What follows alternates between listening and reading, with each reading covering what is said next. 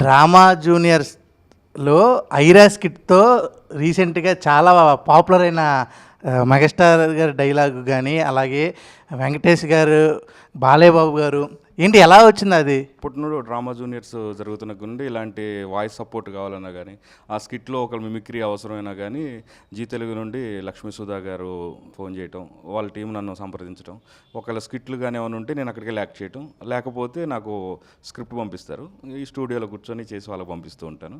కాకపోతే ఇది నాకు స్పెషల్ అని చెప్పాలి, ఎందుకంటే చిరు గారు, బాలయ్య గారు, వెంకటేష్ గారు వాయిస్లు ఇవ్వటం, అక్కడ ప్రొజెక్ట్ చేస్తూ ఐరా గురించి చేస్తున్న స్కిట్లో అది చూసి అనిల్ రావుపూడి గారు, రోజా గారు, అక్కడ ఉన్న వాళ్ళందరూ షాక్ అయిపోయి ఎంజాయ్ చేయటం, అది నేను మళ్ళీ ఫేస్బుక్లో పోస్ట్ చేస్తే 1 డేలో 1.5 మిలియన్ వ్యూస్ అలా దూసుకుపోయి చాలా మంచి పేరు ఇంకా జనాలకి తెలుస్తుంది అనమాట. ఒక్కసారి ఆ 3 వాయిస్లతో ఆ డైలాగ్స్ మళ్ళీ ఒకసారి రీక్రియేట్ చేద్దాం. తప్పకుండా. నిజంగా ఐరాను చూస్తుంటే చాలా సంతోషంగా ఉంది.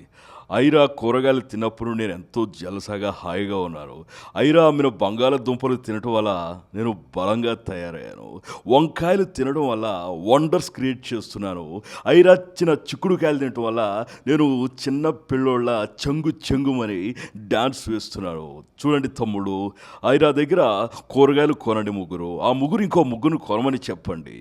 అనిల్ రావుపూడి అద్భుతం, అమోఘం, ఇంటికి ఉంటాయి గోడలు, అద్భుతం మీ కోడలు. అదిరిపోయిందని అంటే ఈ స్కిట్లో అనిల్ రావుపూడి గారు ఆల్రెడీ చిరంజీవి గారితో వర్క్ చేస్తున్నారు.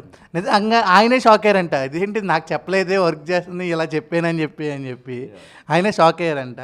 ఒకవేళ మీరు అక్కడ ఉన్నారా నార్మల్గా? నేను అక్కడ లేను, నేను అది ఇచ్చేసి నేను లండన్ వెళ్ళిపోయాను. దాని తర్వాత షూటింగ్ తర్వాత జరిగి నేను అక్కడ లేను. నేను ఒకవేళ కనుక అక్కడ ఉండుంటే మీరు కూడా పైకి ఎక్కి ఇంకొక 4-5 వాయిస్లు చేయించుకునేవారు వాళ్ళు. ఎందుకంటే ఇండస్ట్రీలో ఒక టాక్ ఉంది, ఇమిటేషన్ రాజు గారు ఏ హీరో అయినా డేట్లు దొరక్క గొంతు కనుక ఏమన్నా ఇదైతే ఈయన వచ్చి చెప్తే డబ్బింగ్ కరెక్ట్గా సరిపోద్ది ఏ హీరోకైనా అని. అది నా అదృష్టం, ఎందుకంటే నేను ఒక్కొక్క వాయిస్ నాకు బాగా వచ్చేలాగా ప్రాక్టీస్ చేయటం. ఇలాంటి సమయంలో ఎవరైనా కమెడియన్స్ శివెక్కం అయినా కానీ లేకపోతే ఎవరైనా అవైలబుల్ లేకపోయినా కానీ ఆ బిట్ వాయిస్లు నాతో చెప్పిస్తూ ఉంటారు. అలానే కొన్ని చిన్న చిన్న మూవీస్కి నేను ఎన్నో అంటే మామూలుగా మన మిమిక్రీలో సెలబ్రిటీసే కాకుండా నార్మల్ కామన్ పీపుల్ వాయిస్లు కూడా ఇమిటేట్ చేయడం జరుగుతుంది. రీసెంట్గా మన ఊరు వెంకన్న అనే సినిమాలో సుమారు 34 మందికి నేను చెప్పాను. అమ్మా ఇది ఏదో రికార్డ్ అనుకుంటే కదా, నిజంగా ఆ గిన్నీస్ వరల్డ్ రికార్డ్కి అప్లై చేయండి అన్న. తప్పకుండా అప్లై చేస్తాను రిలీజ్ అయిన తర్వాత. ఓకే.